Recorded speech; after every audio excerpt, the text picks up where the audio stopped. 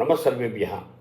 ఇప్పుడు మనం క్షేమేంద్రుడు రచించినటువంటి చారుచర్యలో మనకు అందమైనటువంటి శ్లోకాన్ని పరిశీలిద్దాం.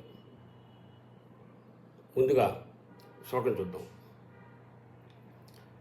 గుణేష్వేవ ఆదరం కుర్యాత్తు నా జాతౌ జాతు తత్వవిత్ ద్రౌణి ద్విజోభవచ్చూద్ర శూద్రస్య విదుర క్షమి. అంటే మనిషి గుణముల వల్ల బ్రాహ్మణుడు అవుతాడు, కానీ కేవలం బ్రాహ్మణ జాతిలో పుట్టడం వల్ల బ్రాహ్మణుడు కాడు. కాబట్టి జ్ఞాని అనేటువంటి వాడు ఇతరుల్లో ఉండేటువంటి గుణాలను చూడాలి, కానీ వాళ్ళలో ఉండేటువంటి జాతిని చూడకూడదు. జాతి పట్ల దృష్టిని పెట్టకూడదు, వాళ్ళ యొక్క గుణముల పట్లనే దృష్టిని సాధించాలి అనేటువంటి విషయాన్ని కవి చెప్తున్నాడు. జన్మనా జాయితే శూద్ర సంస్కారాత్ ద్విజ ఉచ్యతే అని మనకి ధర్మశాస్త్రం చెప్తుంది. ప్రతివాడు జన్మచేత శూద్రుడు అవుతాడు. అతను ఉండేటువంటి సంస్కారం చేత అతను బ్రాహ్మణుడు అవుతాడు. సంస్కారం ఉంటే బ్రాహ్మణుడు, సంస్కార విహీనుడైతే శూద్రుడు అవుతాడు, శూద్రుడుగానే ఉండిపోతాడు. ఇక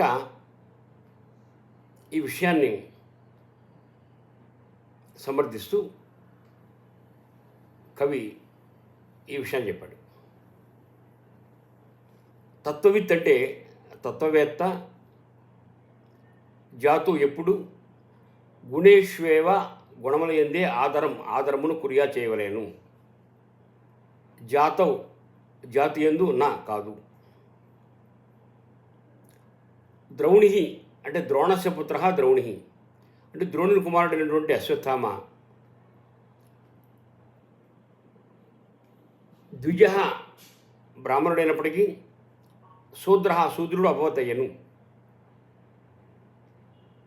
శూద్రుడైనటువంటి విదురుడు క్షమి అంటే క్షమ గలవాడు, అంటే బ్రాహ్మణ ధర్మం గలవాడు అభవతయ్యను అని ఈ శ్లోకానికి తాత్పర్యం.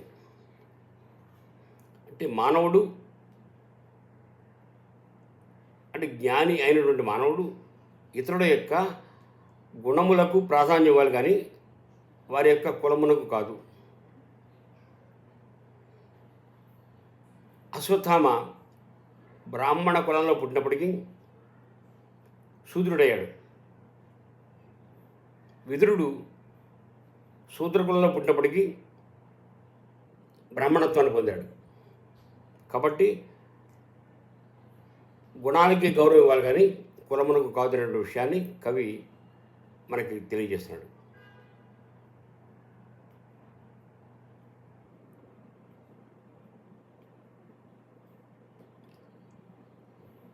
ద్రోణుని కుమారుడు అశ్వత్థామ అతను ఎంత నీచుడంటే నిద్రపోతున్నటువంటి ఉపపాండవుల్ని చంపేశాడు. యుద్ధంలో చంపచ్చు, పోరాడుతూ చంపచ్చు, కానీ నిద్రపోతున్న వాళ్ళని చంపాడు. అంతకంటే పరమ నీచుడు మహాభారతంలో ఎవరు లేరు. అందువల్ల బ్రాహ్మణ కులంలో పుట్టినప్పటికీ అతడు శూద్రుడే అయ్యాడు.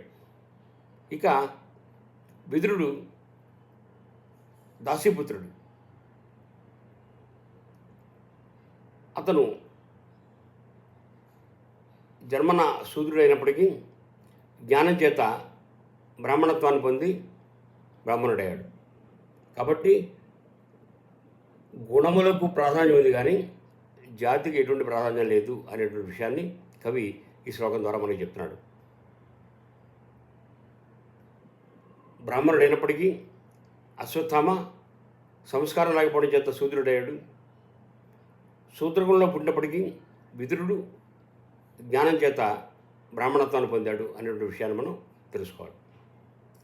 కాబట్టి మనం సంఘంలో ప్రాధాన్యం ఇచ్చేటప్పుడు అతను ఏ కులస్తుడు అని చూడకండి, ఎంతటి గుణవంతుడు అనే విషయాన్ని మనం పరిశీలించాలనే విషయాన్ని కవి చెప్తూ మనకి ఈ శ్లోకాన్ని అందించాడు. శ్లోకం మరోసారి చూద్దాం. గుణేష్వేవ ఆదరం కుర్యాత్తు నా జాతౌ జాతు తత్వవిత్ ద్రౌణి ద్విజో అభవత్ శూద్ర శూద్రస్య విదురః క్షమి. కాబట్టి గుణములకే ఇంపార్టెన్స్ ఇవ్వాలి, ఇంకా దేనికి ఇవ్వకూడదు. గుణా పూజాస్థానం గుణిషు నచ లింగం నచ వయ అని కూడా చెప్పారు. వ్యక్తుల యొక్క గుణాలకి మనం ప్రాధాన్యం ఇవ్వాలి, కానీ